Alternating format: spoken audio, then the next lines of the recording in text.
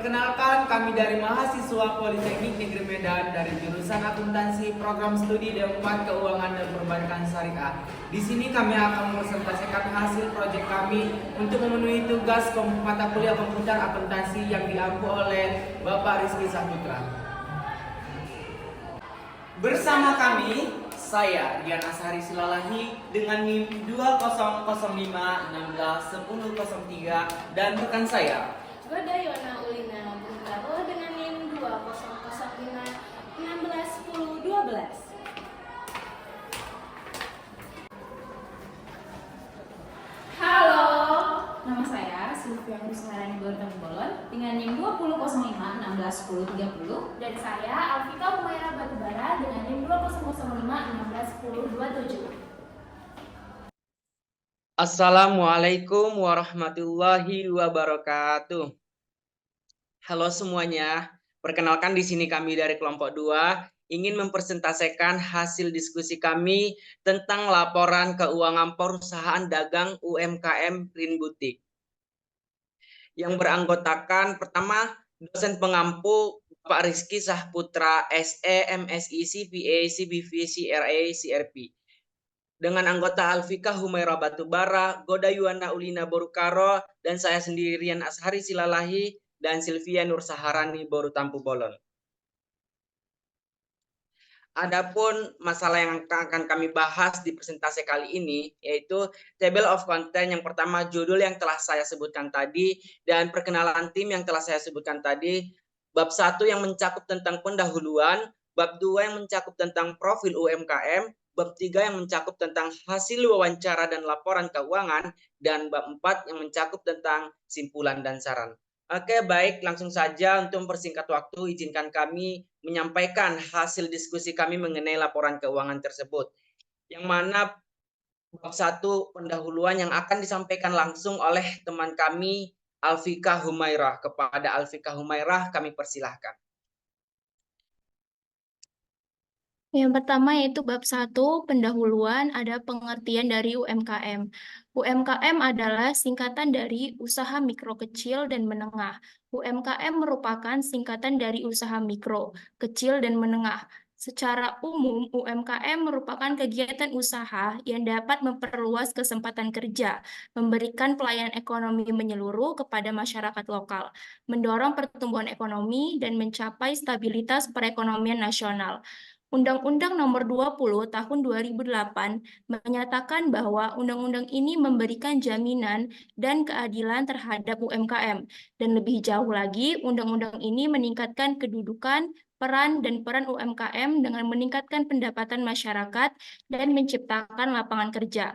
Kriteria UMKM yang dipakai di dalam penelitian sesuai dengan Undang-Undang Nomor 20 Tahun 2008 tentang UMKM yang menjadi acuan ruang lingkup UMKM menurut SAK EMKM 2018, yaitu yang pertama ada pelaku usaha mikro.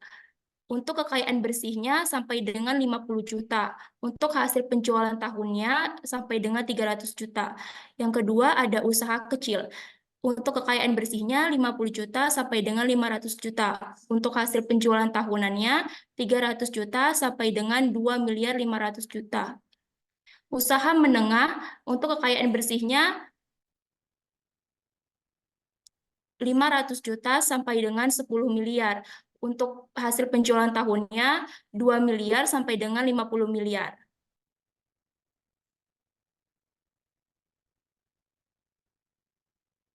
Lalu, untuk penggolongan UMKM berdasarkan Kementerian Koperasi dan UMKM adalah sebagai berikut. Yang pertama, ada usaha kecil merupakan usaha yang omsetnya kurang dari 1 miliar per tahunnya. Yang kedua, yaitu usaha menengah, merupakan usaha yang omsetnya per tahun antara 1 miliar sampai dengan 50 miliar rupiah. Standar akuntansi keuangan entitas mikro kecil dan menengah atau SAK EMKMM memberi pernyataan mengenai entitas yang termasuk dalam ruang lingkup SAK EMKM 2018, merupakan entitas yang telah memenuhi seluruh kriteria atau karakteristik berikut. Yang pertama, sesuai dengan definisi entitas tanpa akuntabilitas publik, sebagaimana yang sudah diatur dalam bab 1, ruang lingkup dalam standar akuntansi keuangan entitas tanpa akuntabilitas publik. Yang kedua, entitas bukan merupakan anak atau cabang perusahaan yang dimiliki, dikuasai, usaha menengah ataupun besar. Juga tidak menjadi bagian baik langsung maupun tidak langsung dari usaha menengah atau usaha besar, sesuai dengan yang dijelaskan pada pasal 1 UU nomor 20 tahun 2008. Yang ketiga yaitu rentang yang bersifat kuantitatif UMKM, sesuai dengan yang sudah dijelaskan pada pasal 6 UU nomor 20 tahun 2008, bahwa kriteria UMKM adalah sebagai berikut.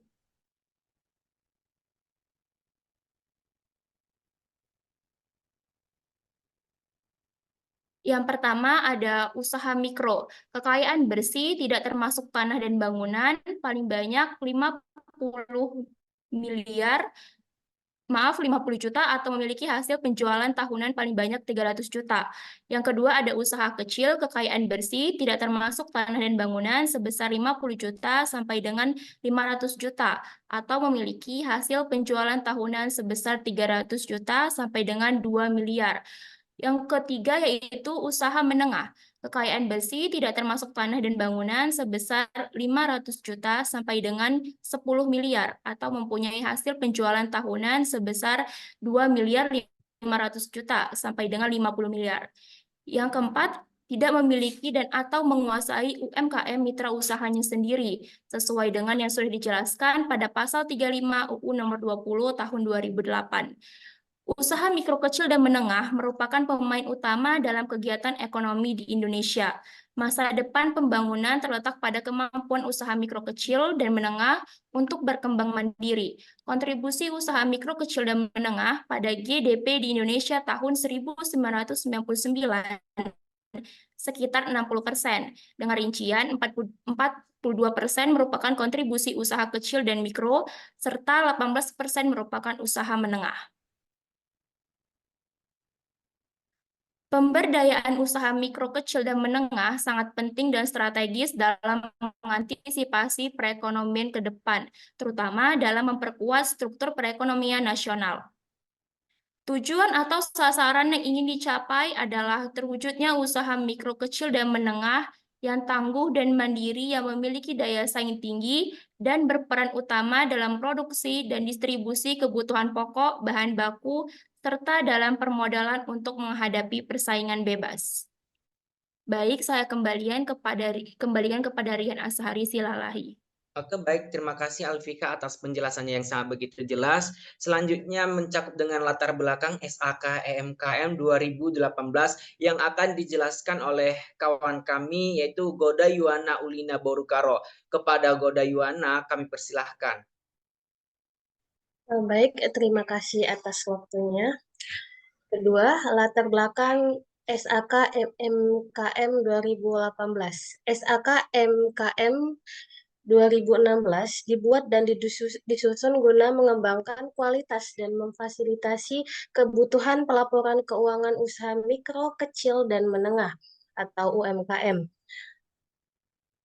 SAK MKKM yang disusun sebagai bentuk standar akuntansi yang jauh lebih sederhana untuk diterapkan dipahami oleh UMKM dibanding SAK ETAP yang merupakan standar akuntansi terdahulu yang digunakan untuk UMKM. Berbagai riset terdahulu menunjukkan bahwa banyaknya UMKM yang tidak mengimplementasikan standar akuntansi ETAP dikarenakan kurangnya pemahaman sumber daya manusia karena terlalu sulitnya SAK ETAP untuk dipahami, seperti menurut Fatur Rahman pada tahun 2014. Pelaku UMKM di Banyumas belum dapat menerapkan SAK ETAP karena mayoritas menganggap bahwa peraturan tersebut masih cenderung terlalu rumit untuk diterapkan.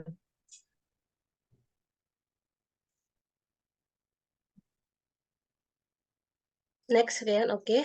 Pemerintah sudah mensyaratkan lembaga keuangan mikro untuk melaksanakan serta melakukan pemeliharaan pencatatan dan pembukuan keuangan sesuai dengan standar akuntansi keuangan yang berlaku.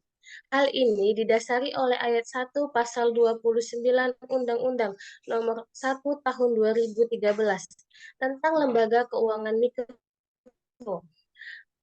Maka IAI menyusun SAK EMKM yang bersifat konsisten mengikuti semua pilar standar akuntansi keuangan lain yang sudah ada sebelumnya.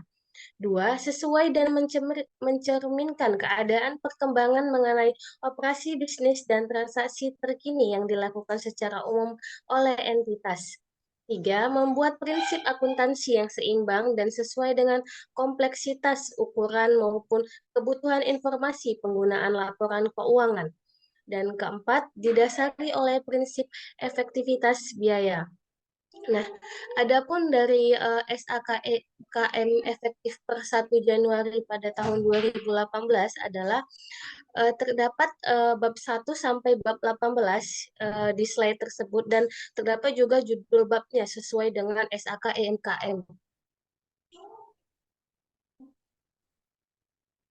Nah, ketiga adalah sejarah pengesahan SAK KM 2018 agar dapat membantu 57,9 juta pelaku UMKM di Indonesia serta memajukan UMKM serta membuat UMKM menjadi mandiri dan modern.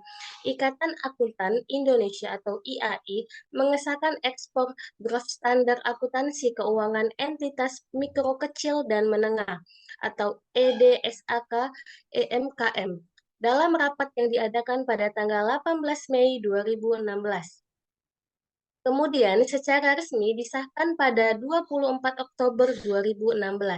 Setelah disahkannya SAK KM, maka sudah lengkap 3 pilar standar akuntansi keuangan, yakni 1. Standar akuntansi yang berisi aturan mengenai perlakuan akuntansi untuk setiap transaksi dilakukan entitas dengan akuntabilitas publik signifikan yang menggunakan IFRS sebagai dasarnya. 2.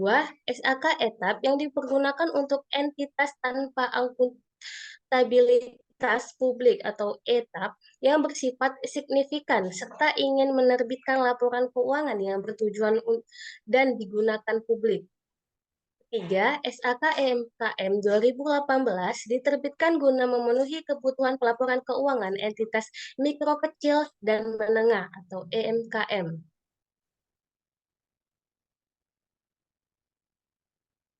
4. Standar akuntansi keuangan entitas mikro kecil dan menengah.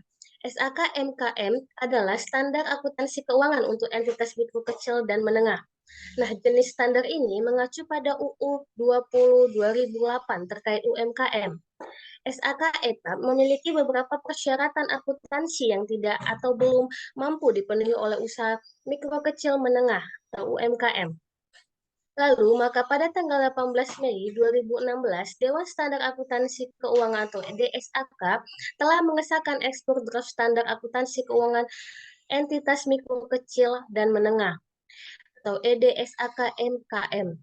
SAK MKM ini mulai berlaku efektif pada tanggal 1 Januari 2018.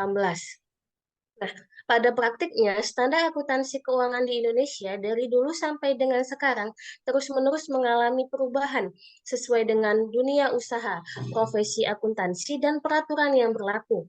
Nah, perkembangan tersebut mengharuskan para pelaku usaha dan instansi atau lembaga yang mampu menyusun laporan keuangan sesuai dengan standar akuntansi yang berlaku, sehingga laporan yang disusun berfungsi sebagaimana wajarnya.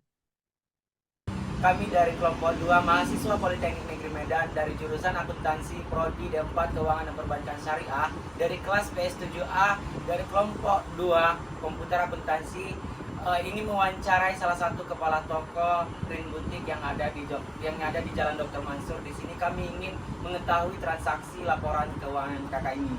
Bagaimana kelanjutannya? Mari kita simak video berikut ini. Oke, baik, sebelumnya izinkan kami perkenalkan diri. Pertama saya Rian Ashari Silalahi dengan NIM 2005161003. saya Sylvia Nusharani Bortengbolon dengan NIM 2005161030. Saya Alvita Humaira Batubara dengan NIM 2005161027. Saya Gondela Naulina Butano dengan NIM 2005161112. Untuk saya sebagai kepala toko di sini atas nama Bu Yanti. Baik, langsung saja di sini kami akan mulai wawancaranya kepada kepala toko Rim Butik. Pertanyaan pertama, itu Kak, kapan usaha ini mulai dibuka dan bergerak di bidang apa gitu? Dia dibuka mulai dari tahun 2014 sampai sekarang.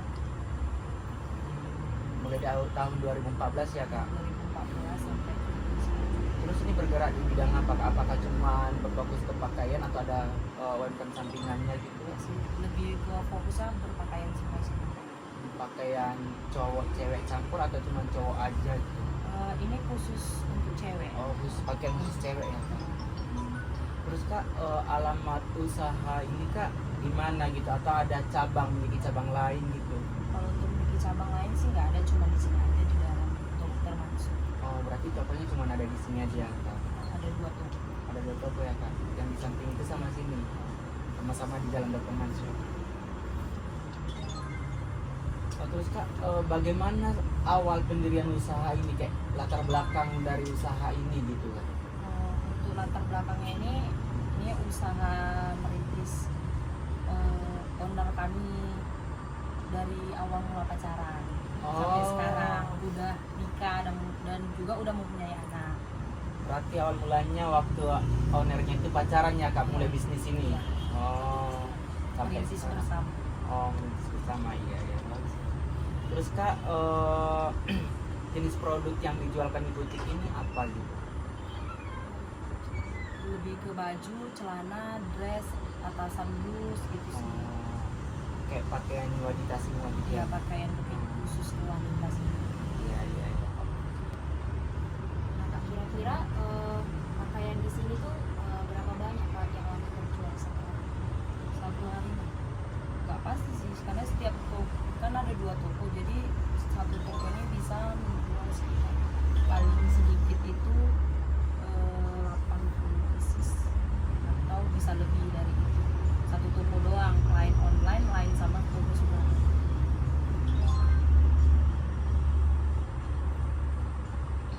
Di sini Kak, kan dilihat nih pakaiannya bagus-bagus gitu. Strategi apa Kak yang dilakukan ownernya untuk mempertahankan kualitas pakaian-pakaian yang ada di sini? Lebih menjaga harganya sih. Untuk harganya kita kasih kualitas yang mahasiswa punya, kayak kantong mahasiswa kan. Berarti ini sasarannya ke mahasiswa ya Kak? Karena kan satu sisi juga dekat sama Iya, kampus. kampus Iya, iya, gitu kan. Jadi kualitas juga bagus, tapi harga juga terjangkau kita Ada mahasiswa. Kalau untuk omset yang dihasilkan per bulan bersihnya itu berapa ya dari penjualan pakaian kamu? sekitar bisa lebih dari 30 juta. 30 juta per bulannya Kak? Bisa lebih dari itu. Oh, iya. Kan hanya perkiraan. Iya, iya. Rata-rata itu rata-rata sih. Untuk operasional di butik ini Kak, kalau dia bukanya dari hari apa aja, jam berapa dan tutupnya jam berapa? Kalau untuk di butik kita buka setiap hari, kecuali hari-hari besar kita tutup. Kita buka dari jam 9.30 sampai jam 21.30. Berarti hari Minggu tetap dibuka. Yang kita minggu tetap buka kecuali hari besar seperti kayak Idul Fitri. Kalau Kak untuk harga jual per barangnya di sini range-nya itu berapa? Oh, paling ininya ya. Paling murahnya kita di sini 55.000 untuk kaos. Paling mahalnya kita sekitar 200, itu pun kalau import. Kalau enggak kita paling mahal itu 160-an. Gambus gitu kan? Ya kayak gamis atau kayak one set. Untuk modalnya sendiri Kak? Untuk modal mungkin bisa di atas 30-an kan. Kalau itu impornya dari mana? Import biasa kita dari, kalau nggak dari Bangkok, dari luar sih, Kak, dari Korea. Kak, untuk keuntungan per bisnisnya itu berapa Kak? Kalau keuntungannya pakaian, celana, plus gamis itu kita beda-beda ya untuk ambil untungnya. Sekitaran plus aja kayaknya sekitaran 20-an sampai 30-an ribu gitu sih untuk satu sisi. Kemudian Kak, untuk karyawan di Rin Butik ini ada berapa orang? Untuk saat ini kita masih Itu dengan gaji berapa Kak kira-kira untuk orang untuk gajinya ya beda-beda sih Kak, karena kan udah ada yang udah lama, ada yang baru, kan pasti itu setiap gajinya beda-beda, sekitaran 1,5 ya yang baru ya. berarti sudah memiliki laporan keuangan Kak? Itu seperti apa bentuknya Kak, laporan keuangan? Atau hanya biasa sesuai faktur ataupun gitu, atau seperti apa yang biasa? Iya, penjualan per bulan ya cuma catat sesuai bon itu aja sih, nanti diperbulan. Kemudian Kak, apa saja peralatan yang membantu Rin Butik ini dan berapa jika mau dirupiahkan Kak? Dia sekitar 1,500 sekitaran sih. Jadi untuk berapa Kak biaya akumulasi depresiasi peralatan ya, Kak? Sekitar 125 itu.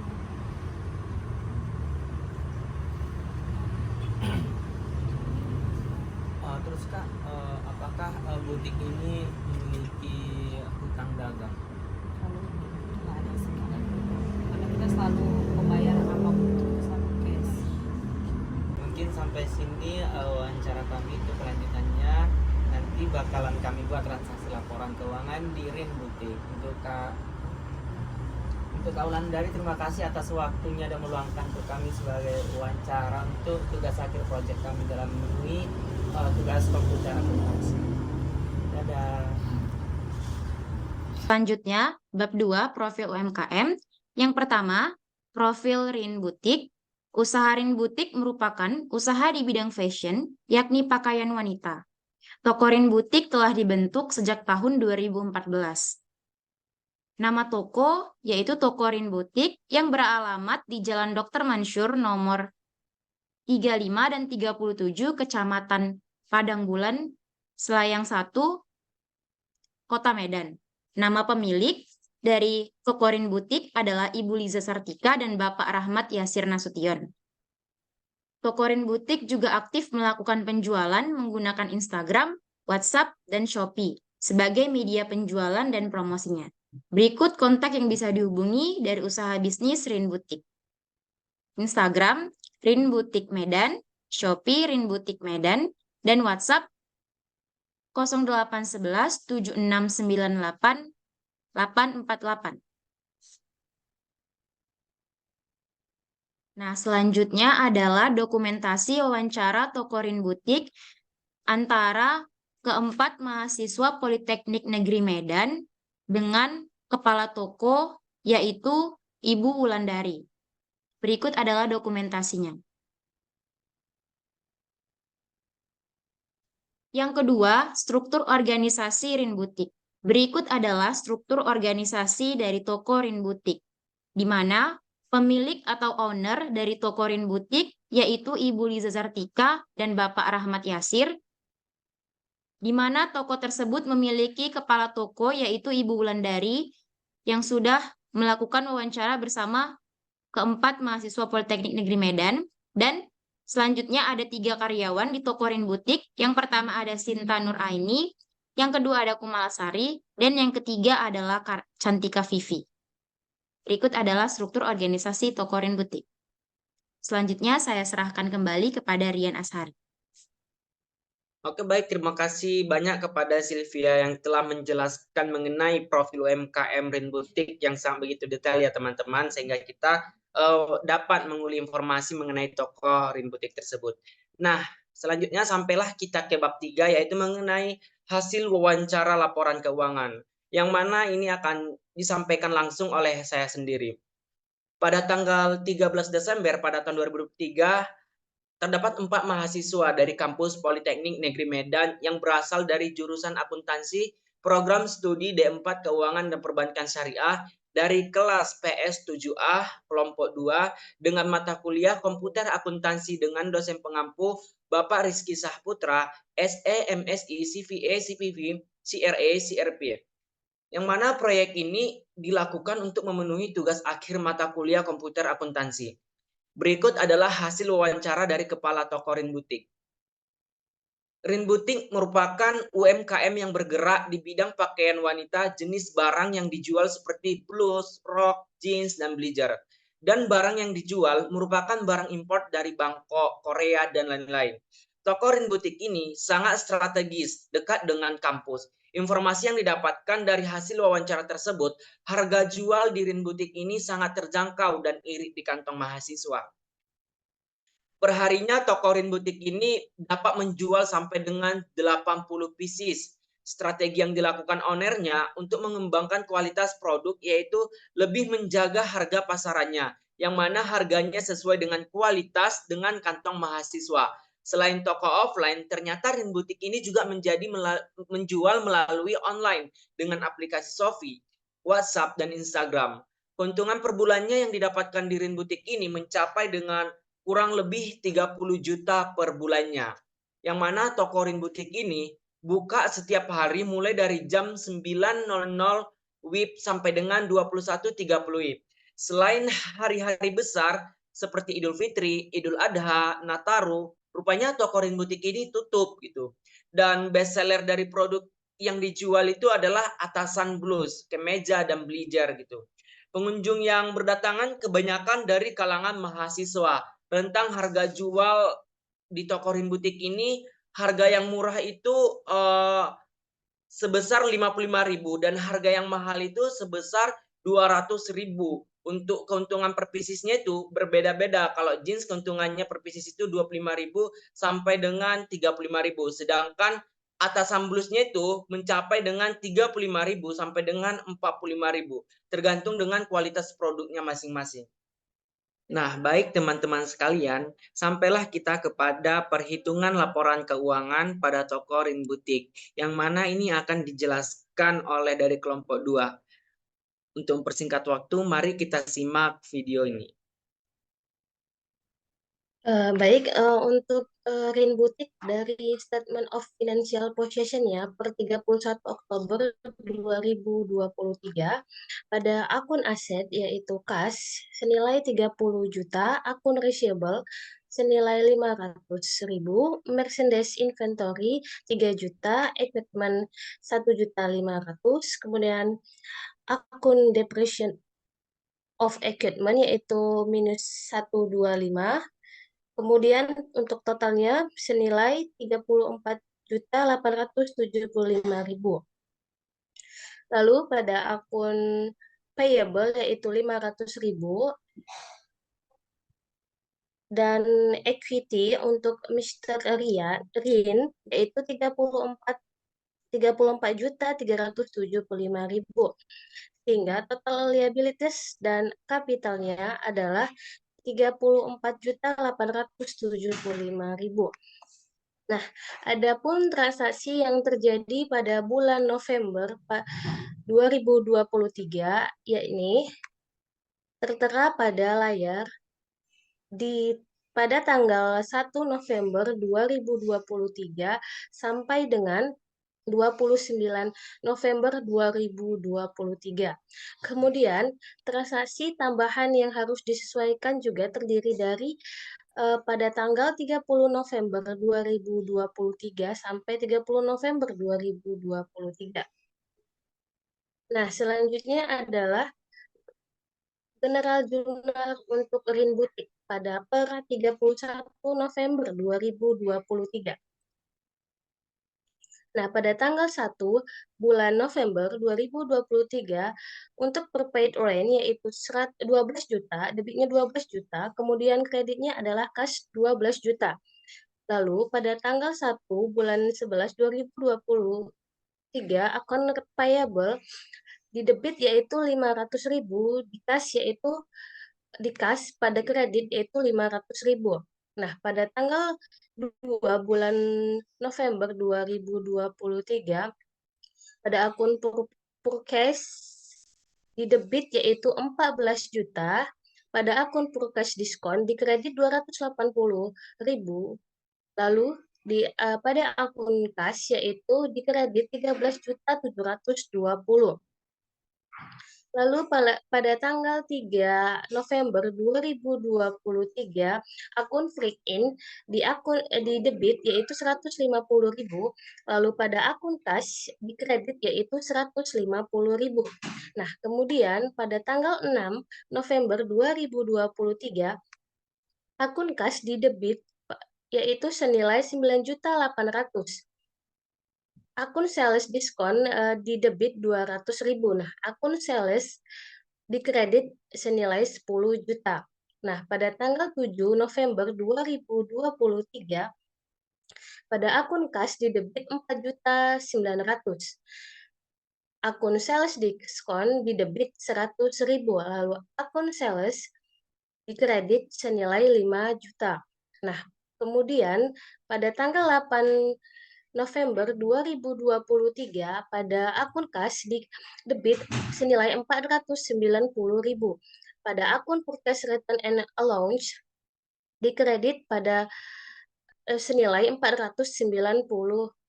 Lalu pada tanggal 10 November 2023, akun Reachable di debit senilai 4.300.000. Lalu akun kas dikredit senilai 4.300.000. Lalu pada tanggal 13 November 2023, akun Purchase di debit senilai 7.500.000. Lalu akun Payable dikredit 7.500.000. Selanjutnya, tanggal 14 November 2023, akun Freakin di debit senilai 150.000, akun kas senilai dikreditkan di senilai 150.000. Lalu pada tanggal 14 November 2023, akun kas di debit 220.000, akun sales dikredit senilai 220.000. Nah, selanjutnya ada pada tanggal 15 November 2023, pada akun kas dikredit di debit yaitu 125.000, pada akun sales dikredit senilai 125.000.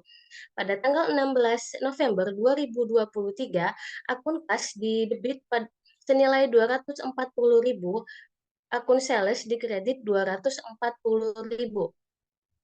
Pada tanggal 20 November 2023, akun Salaries Expense di debit senilai 2.100.000. Akun cash dikredit 2.100.000. Lalu pada tanggal 21 November 2023, akun cash di debit senilai 875.000, akun sales dikredit senilai 875.000. Lalu pada tanggal 22 November 2023, akun kas di debit senilai 2.125.000, akun sales dikredit senilai 2.125.000. Lalu pada tanggal 23 November 2023, pada akun sales return and allowance di debit senilai 425.000, akun kas dikredit senilai 425.000. Pada tanggal 23 November 2023, electric, water, and telephone expense di debit senilai 630.000 dan akun kas dikredit senilai 630.000.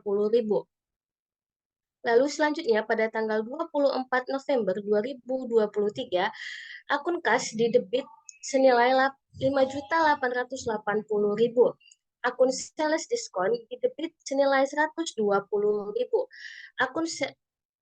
Akun sales dikredit senilai 6 juta rupiah.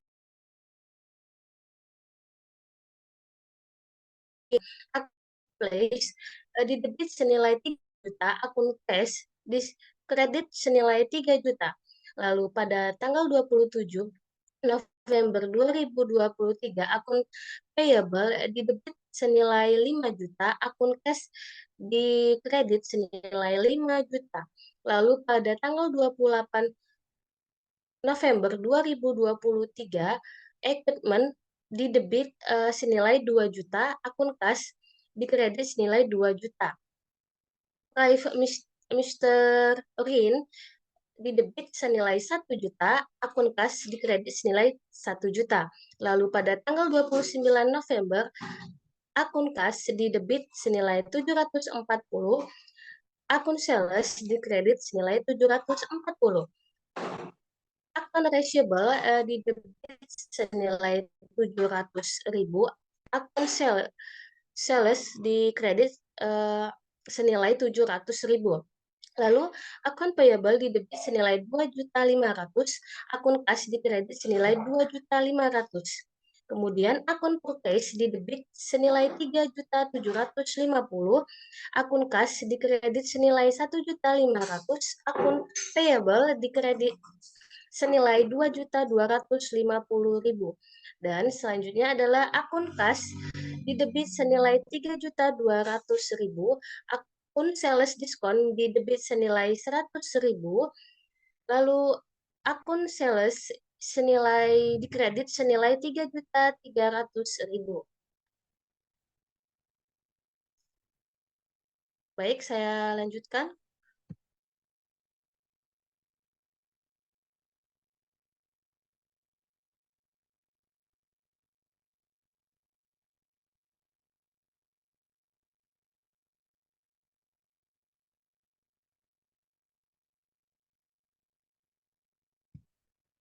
Oke, selanjutnya ada Rin Boutique Ledger per 30 November 2023 in rupiah. Tadi sudah dijelaskan dengan detail oleh Goda Yuwana terkait dengan General Journal, yang mana nantinya dari General Journal atas transaksi-transaksi yang terjadi selama bulan November 2023 di toko Rin Boutique akan dimasukkan ke ledger, ke masing-masing akun yang ada di ledger. Seperti yang pertama ada akun kas dengan nomor akun 101, teman-teman bisa melihatnya dimulai dari tanggal 1 saldo awal sampai ke transaksi-transaksi berikutnya sampai ke tanggal 29 di mana total akun kas di toko Ring yaitu Rp13.920.000. Selanjutnya, yang kedua ada account receivable dengan nomor akun 102 yaitu saldonya Rp5.500.000. Yang ketiga ada merchandise inventory dengan nomor akun 103, di mana saldonya yaitu Rp3 juta. Selanjutnya ada prepaid rent dengan nomor akun 104, dengan saldo Rp12 juta. Selanjutnya akun supplies dengan nomor akun 105, dengan saldo Rp3 juta. Selanjutnya equipment dengan nomor akun 121, dengan jumlah saldo Rp3.500.000. Kemudian, debt of equipment dengan nomor akun 122 dengan jumlah saldo Rp125.000.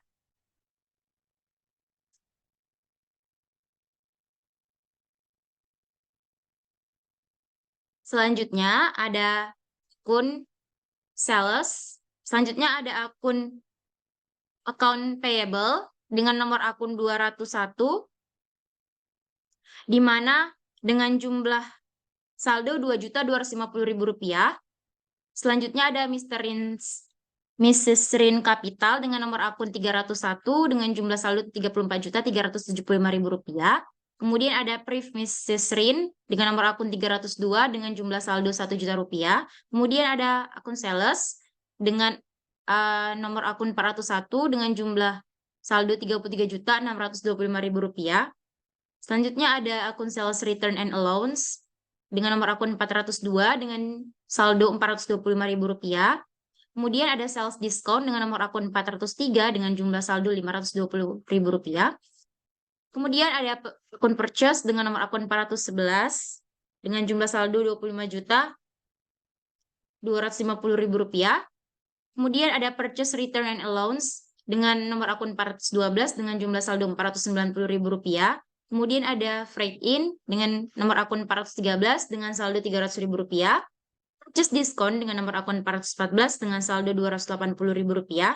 Salaries expense dengan nomor akun 501 dengan saldo Rp2.100.000. Dan akun terakhir electricity, water, and telephone expense dengan nomor akun 502 dengan saldo Rp630.000.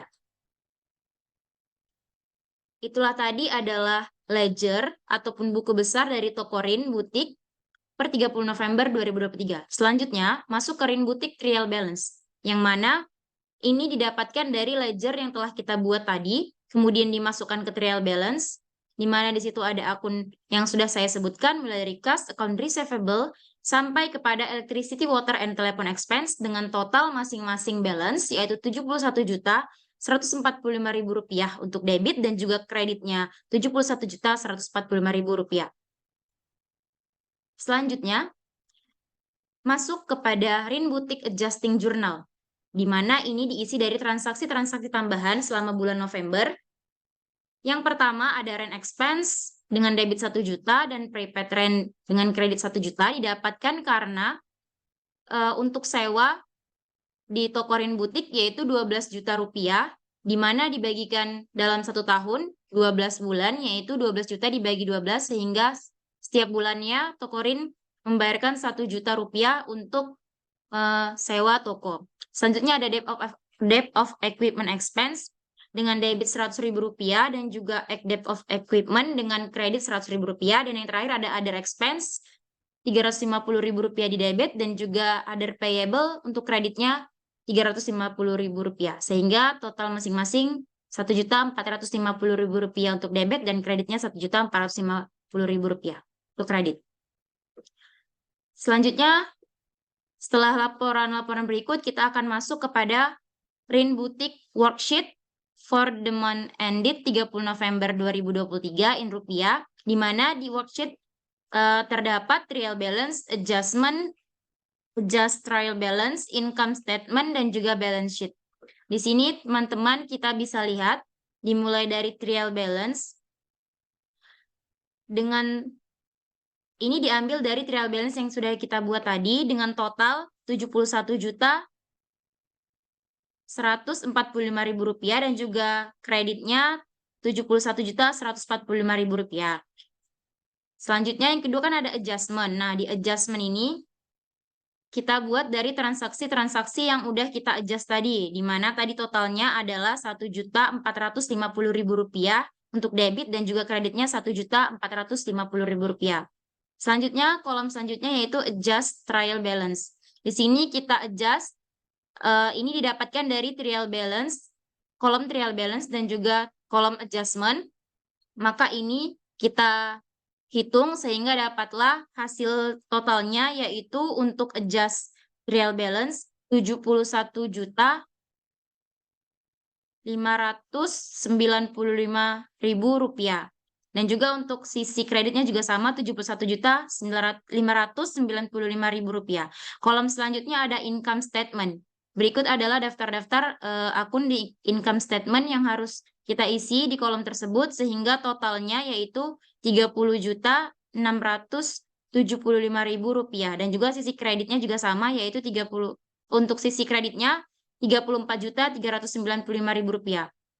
Untuk di akun income statement di situ ada tertulis Rp3.720.000. Itu didapatkan setelah kita mencari terlebih dahulu income statement. Baru diisikan di bagian tersebut sehingga kredit, debit dan kreditnya balance yaitu Rp34.395.000.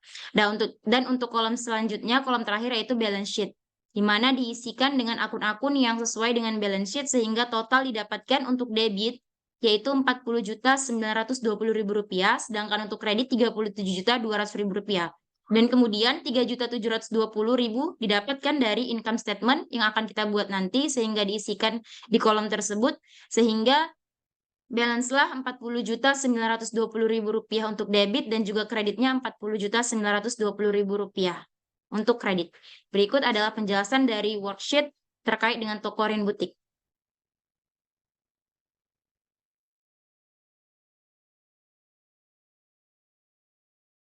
Baik, selanjutnya saya akan menjelaskan mengenai income statement dari Rin Butik. Yang pertama, sales sebesar 33.625.000, sales return and allowance-nya 425.000, sales discount-nya 520.000, sehingga net sales-nya 32.680.000. Kemudian cost of goods sold-nya ada beginning merchants of inventory-nya 3 juta, purchase-nya 25.250.000, freight in-nya 300.000, purchase return and allowance-nya minus 490.000, purchase discount-nya minus 280.000. Jadi net purchase-nya 24.780.000. Kemudian goods available for sales-nya 27.780.000, ending merchandise of inventory-nya 3 juta. Cost of goods sold-nya 24.780.000, gross profit-nya sebesar 7.900.000. Kemudian untuk operating expense-nya yang pertama adalah salaries expense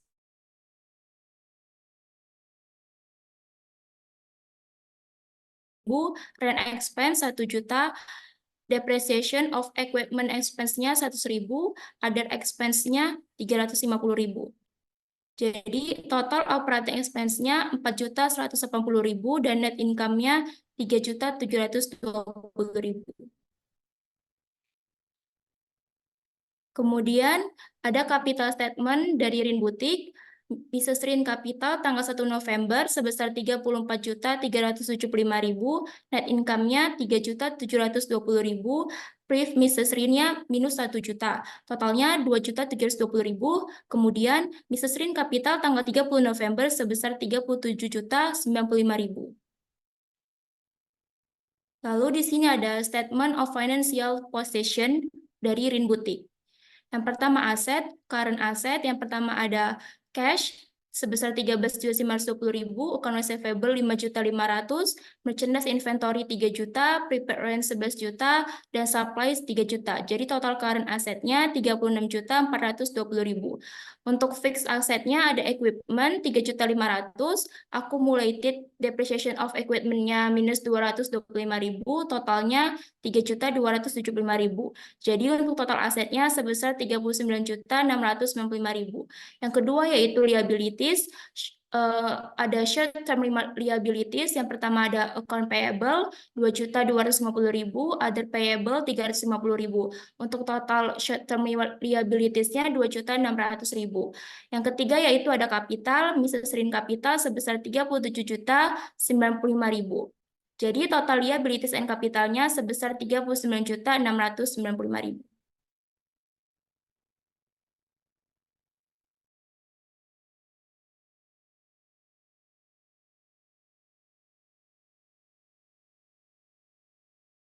Oke, baik, selanjutnya akan saya jelaskan mengenai note of financial statement dari toko Rin Boutique.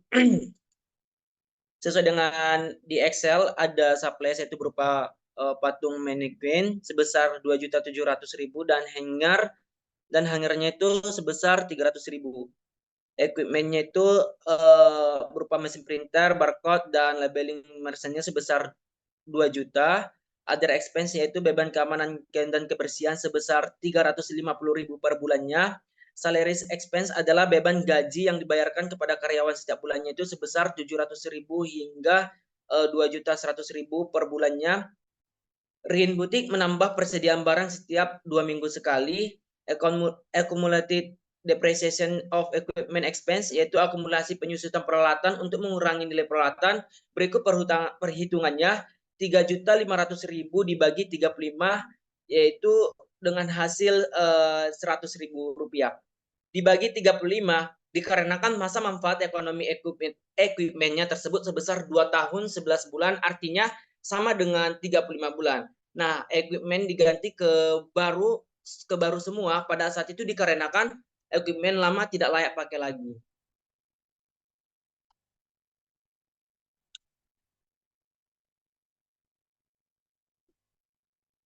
Yang mana closing journal Rin Boutique ini pada 31 November salesnya itu 33.625.000, purchase return and allowance sebesar 490.000, income purchase discount sebesar 280.000, 280.000, hingga income summary-nya itu dikredit sebesar 34 395.000.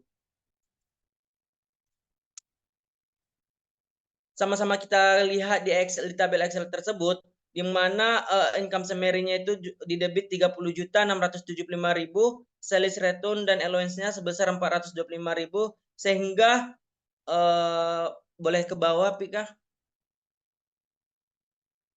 Sehingga semuanya itu tertotal di debitnya itu 69.790.000 dan balance di kredit juga 69.790.000. Post closing trial balance pada toko Rin Boutique sama-sama kita lihat juga di mana akun cash-nya itu di debit 13.920.000, account receivable-nya 5.500.000, merchandise inventory-nya 3 juta, prepaid rent-nya 11 juta, supplies-nya 3 juta, equipment-nya 3.500.000, sedangkan depreciation of equipment di kredit itu 225.000, other expense-nya juga 2.250.000, other payable-nya juga dalam kredit 350.000, misirin kapitan dalam kredit sebesar 37.095.000. Nah, tertotal balance sama-sama kita lihat juga di debit 39.920.000 dan di kredit juga 39.920.000 ya teman-teman. Yang mana reversing entries di toko Rin Boutique itu di types of adjusting entries-nya di payable expense, adjusting entries other expense-nya itu 350.000, other payable-nya itu di kredit 350.000. Dan reversing entries di other payable 350.000. Begitu pula dengan other expense-nya itu 350.000.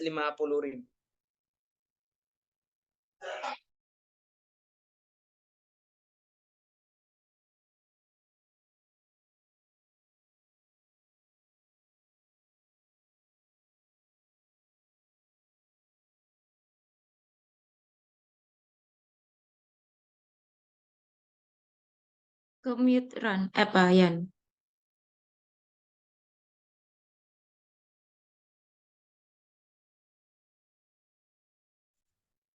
Apa Pia? Oh, tutuplah. Berikut tadi adalah gitu.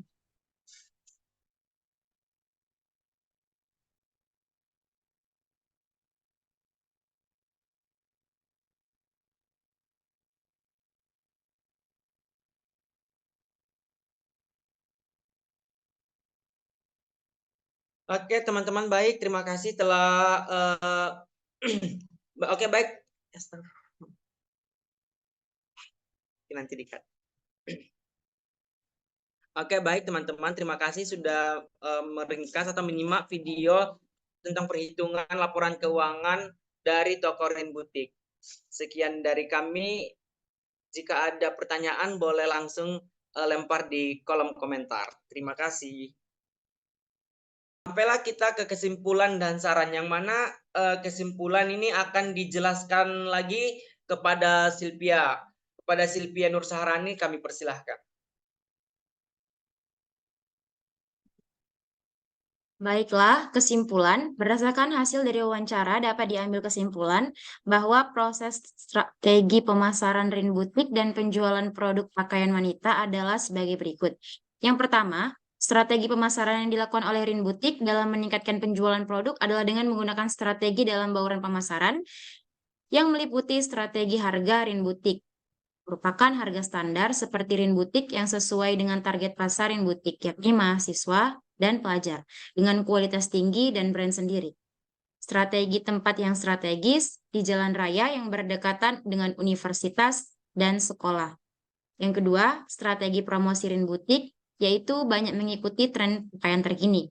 Rin Boutique juga menyediakan penawaran melalui media sosial seperti Instagram, WhatsApp, dan Shopee. Hal ini sangat efektif dalam meningkatkan omset penjualan.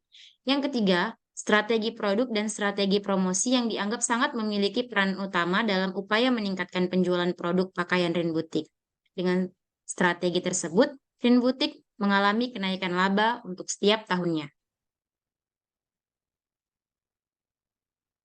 Nah, di mana bagian saran ini akan dijelaskan langsung oleh teman kami Alfika Humairah. Kepada Alfika Humairah kami persilahkan. Baik, selanjutnya ada saran yang pertama yaitu membuat laporan sesuai PSAK yang telah ditetapkan agar memudahkan Rin Butik untuk melihat bagaimana pergerakan aset, liabilitas, kapital, untung, rugi, dan lainnya. Yang kedua, penempatan tempat atau toko utama Rin Butik harus berada di tengah-tengah pusat kota agar konsumen lebih mudah untuk mengunjungi dan menjangkaunya. Yang ketiga, hendaknya menambah karyawan agar dalam pelayanan dapat dilakukan dengan maksimal dan baik. Nah, baik. Berikutlah hasil presentasi yang dapat kami sampaikan. Jika terdapat kebanyakan salah ataupun kritik dan saran, boleh langsung sampaikan di kolom komentar. Sekian dari kami. Assalamualaikum warahmatullahi wabarakatuh. Terima kasih semuanya.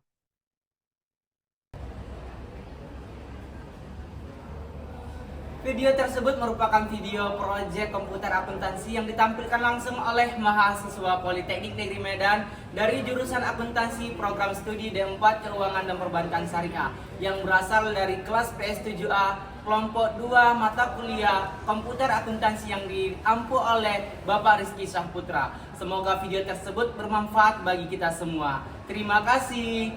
Wassalamualaikum warahmatullahi wabarakatuh.